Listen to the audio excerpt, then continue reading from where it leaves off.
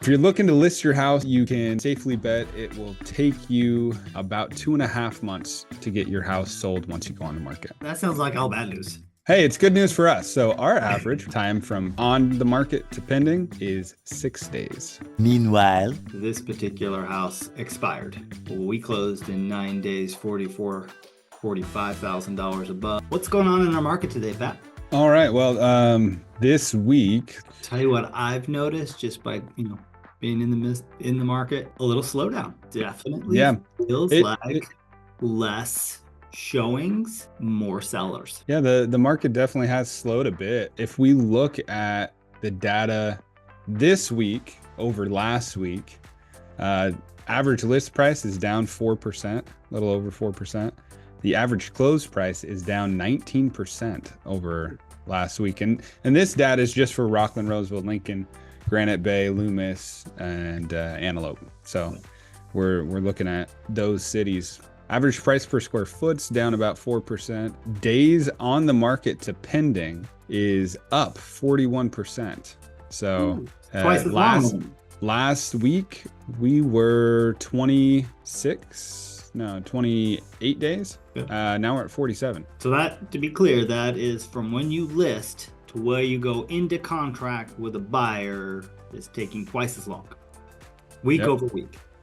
Yep. And then our average list to close this week is actually down a little bit. So once you get into contract, they are closing a little bit quicker. We're down 5% on that, but list from the time you list to the time you close, on average, it's 70 days. So you can, if you're looking to list your house, you can safely bet it will take you, if you've got the average agent working for you, about 2.5 months to get your house sold once you go on the market. Okay.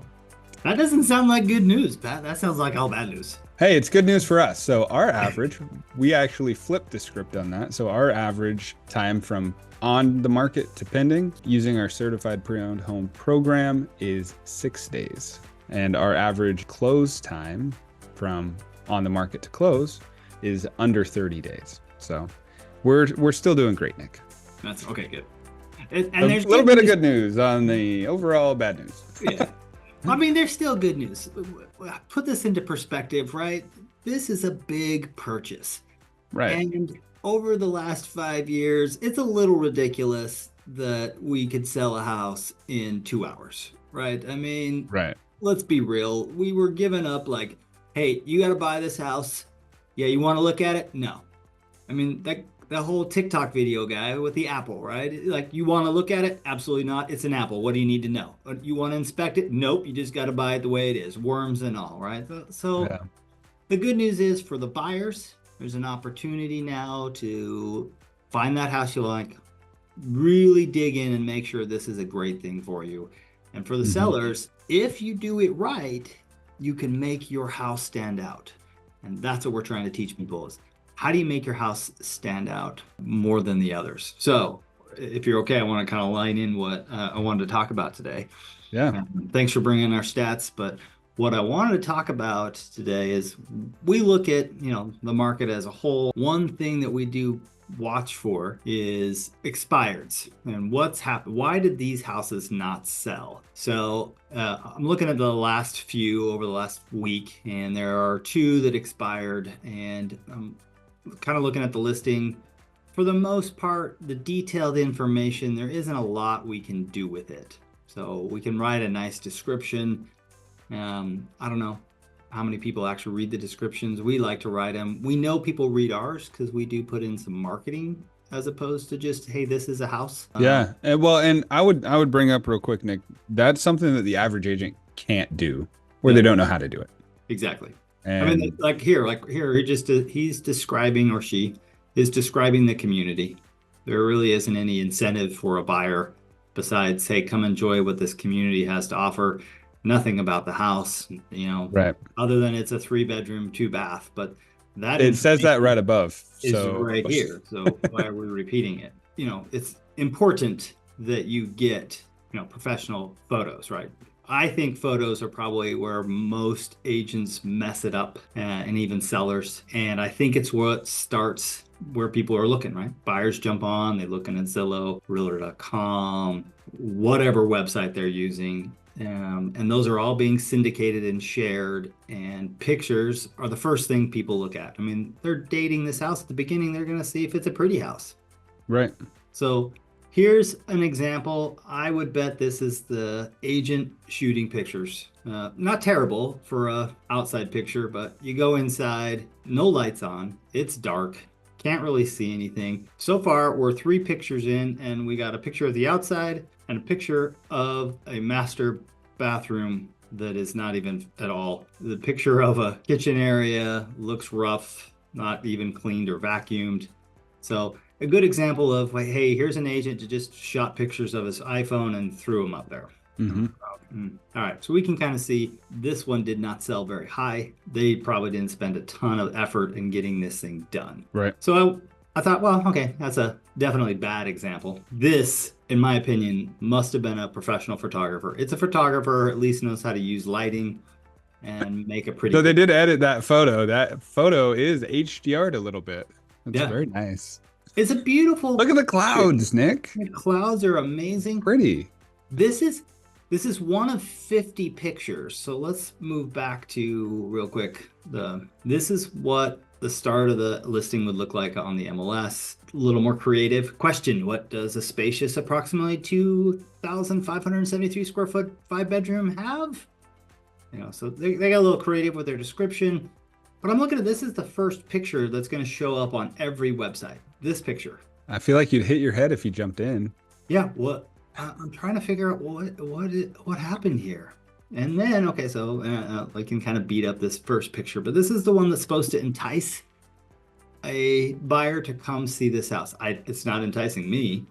I'm sure there's a better angle, and this probably is a beautiful landscape, place, but there's no enticement. So then I'm like, okay, that's first picture. You're going to look at a couple pictures, right? Second picture. All right, at least now we're trying to get some curb appeal. But the reality is why didn't we shoot this house straight on? And why do we need the street? Right. That tree is kind of covering up the whole house. Yeah, like this is blocking everything. Kind of crazy. But again, crisp. Nice clouds. Clear. Yeah. Professional photographer, obviously.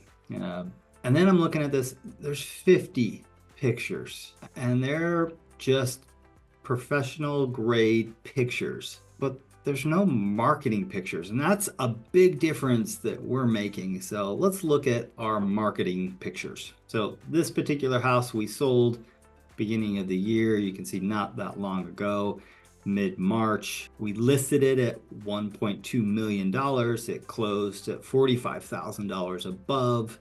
And let's just look at the pictures. Per perspective, this house was 3,500 square feet, and gotta get the other one. We had 20 pictures on this house. That's right. I said 20. And I will tell you, that house is a hard house to shoot because of how it's situated. Mm-hmm. It's down a hill a little bit, so a little bit hard to shoot. But the photographer did a fantastic job. Obviously must have used a drone here to kind of show. Now I know we needed to showcase on this one some things, so I specifically wanted certain things, and I'm hard on the photographer on don't give me pretty pictures, give me marketing pictures that bring people to the house. So the next one we used was an aerial shot and show off this house has an amazing view. I know we're not comparing apples to apples in terms of house, but I'm trying to point out is what we do differently as marketing. So, we had these pictures grayed out so they could really see this is the house, this is the, open space behind it. And then we pop right into a spacious view out of the great room and into the kitchen to really showcase the whole kitchen. If we pop through, again, we're only at 20 pictures. This is one that I do kind of fight with my professional photographer with. Like, it's a pretty picture, and I'll let you have it because we got a view here. But most of the time, it's not my favorite because it just shows a sink. This one's much better. I feel like it opens up and you can see more of the property. But we kind of pop around and you see, for marketing purposes, we're showing the best of this property, the prettiest of the property. what it has that makes it better than the neighbor, right? Big, beautiful pool, that kind of stuff. And then we just end, right? We're back to the beginning. And Pat, you were with me at this open house. It was probably one of our busiest ones we've ever been at. It was a gated community, so that sometimes slows down open houses. But about how many people do you think were at this open house? I mean, we had well close to 100 people. The interesting thing about this open house is remember getting there and how many people before we even arrived were outside lined up on the street waiting. Mm-hmm. I thought there was a birthday party or something going on. I was like, oh no, there's not going to be any parking. Yep. And no, it ended up that they were all wanting to see what was going on with this house. So again, kind of compare and contrast, right? I'm going to head back to the other one where it did have pretty pictures. They were nice pictures. Like this is a pretty well done picture. This should have been the picture. Yes, that should have been the one. But this is 6 pictures in, right? Mm-hmm. Like that's way better than our primary picture. And a primary picture is very important. It's the first picture they see. Mm-hmm. But again, look, I'm looking at 50 pictures of stuff. Every angle, every spot. What this does is it gives the buyers no reason to come see the house. And that is the big key difference. Marketing pictures, marketing professional pictures versus just professional pictures. Where on ours, we use marketing driven professional photos.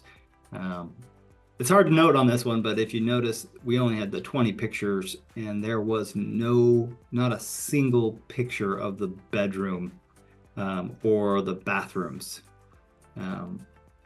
Did you get any comments on that at the open house, Pat? Yeah, I mean, I had a couple people ask or tell me more. Well, I had to come see it because I had to see what was going on upstairs. I noticed you didn't have anything, so I had to see what was going on. Let's let the cat out of the bag.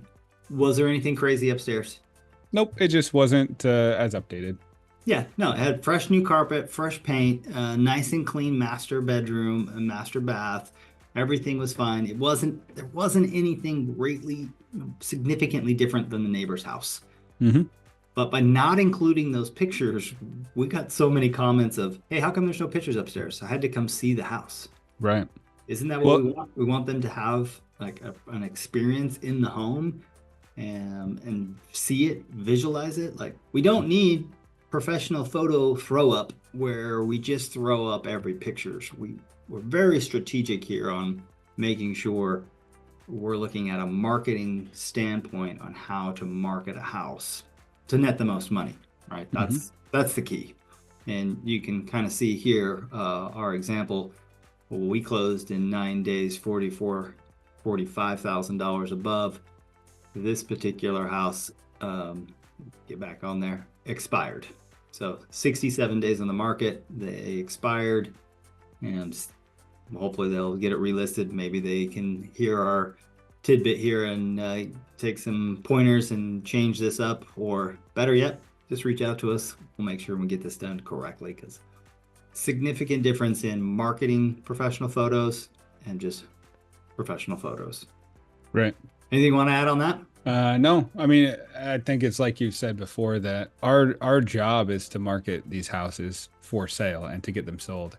And when you don't do it right, all you're doing is giving people reason not to come see the house. You can spend all day long on your phone scrolling on properties. Mm-hmm. The ones you buy, they come see. All right. I've bought only one home sight unseen, and it's an investment home, and I didn't care what the price was because it was a really good deal. Yeah. But all the homes I live in, my wife and all the buyers that I've ever worked with want to see inside that home. So if you can't get them through the front door, or you're eliminating them already because of the marketing pictures that you're doing, or the lack of marketing pictures that you're doing, no, then your agent's the wrong person for the job. Yeah.